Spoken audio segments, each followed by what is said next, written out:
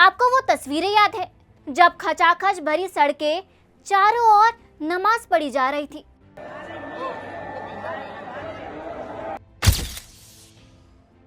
प्रशासन ने बार बार मना किया था, लेकिन फिर भी नहीं माने।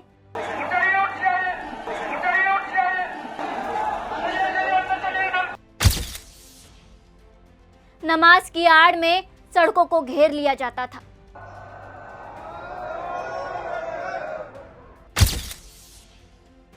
मानो ये सड़क इनकी बाबर की हो।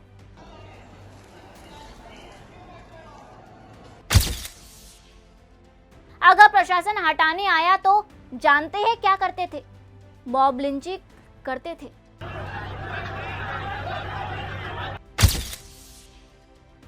इस सड़क से होकर गुजरने वाले लोग चिलचिलाती गर्मी में पसीने में डूबे यही सोच रहे थे कि क्या सड़क पर नमाज पढ़ने से अल्लाह की कोई खास नेमत मिलती है।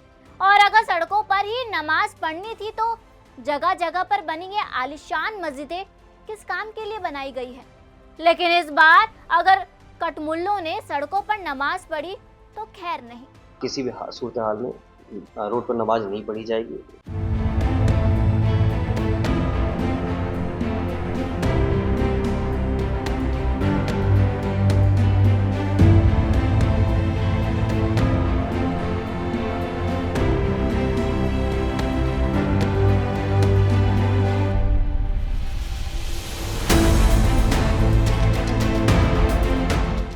नमस्कार, आप देख रहे हैं सुदर्शन डिजिटल और मैं हूं आपके साथ सोनम गुरु।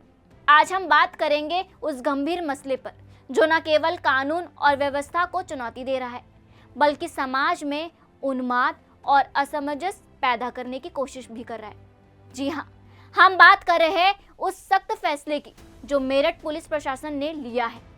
रमजान के आखिरी जुम्मा यानी 28 मार्च को प्रशासन ने स्पष्ट रूप से कहा है कि इस बार सड़क पर नमाज अदा करने की अनुमति नहीं दी जाएगी।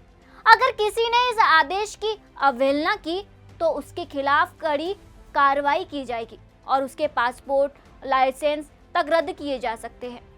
अब ये सवाल उठता है कि क्या इस बार सख्ती असरदार होगी या फिर वही पुरानी मनमानी जारी रहेगी, क्योंकि इससे पहले भी सड़कों पर नमाज पढ़ने का ये सिलसिला रुका ही नहीं था। मेरठ में ही 200 से अधिक मस्जिदें हैं, फिर भी कुछ लोग सड़क पर कब्जा करने पर तुले हुए हैं।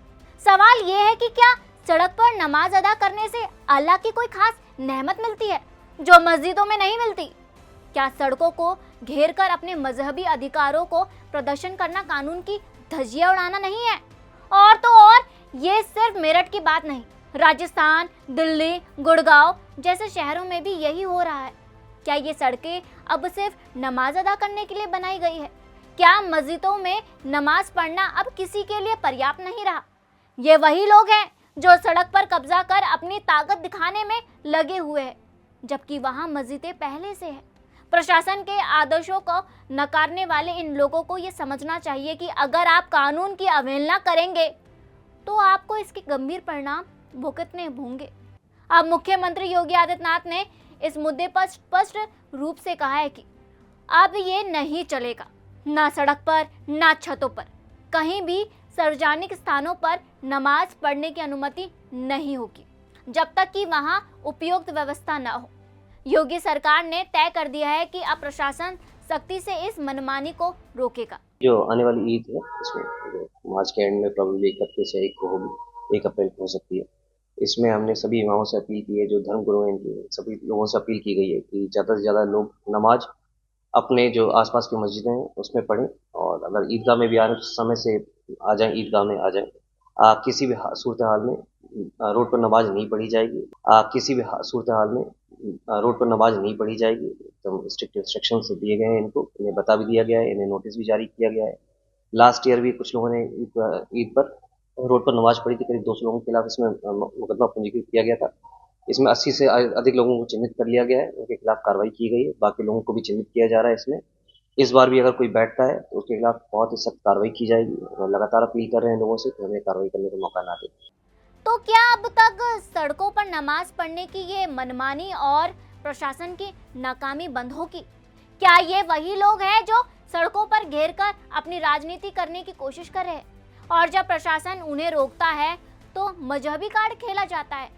अब योगी सरकार ने तो साफ कर दिया है कि इस बार सख्ती से काम लिया जाएगा और अगर किसी ने फिर से सड़क पर कब्जा कर नमाज पढ़ने की कोशिश की तो उसे न केवल कानून का सामना करना पड़ेगा बल्कि उसकी गिरफ्तारी और उसके पासपोर्ट और लाइसेंस की रद्दीकरण की प्रक्रिया भी शुरू हो जाएगी। ये समय है जब प्रशासन को इस मनमानी को रोकने के लिए कड़े कदम उठाने होंगे और ये बात साफ हो गई है कि अगर आप सड़कों पर कब्जा करेंगे तो आपको उसका खामियाजा भुगतना होगा।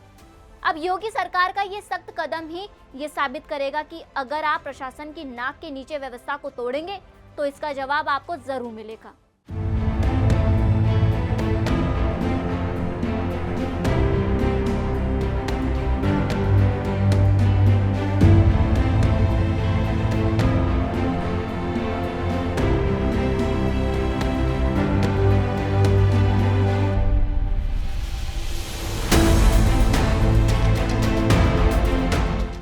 किसी भी सूरत हाल में रोड पर नमाज नहीं पढ़ी जाएगी।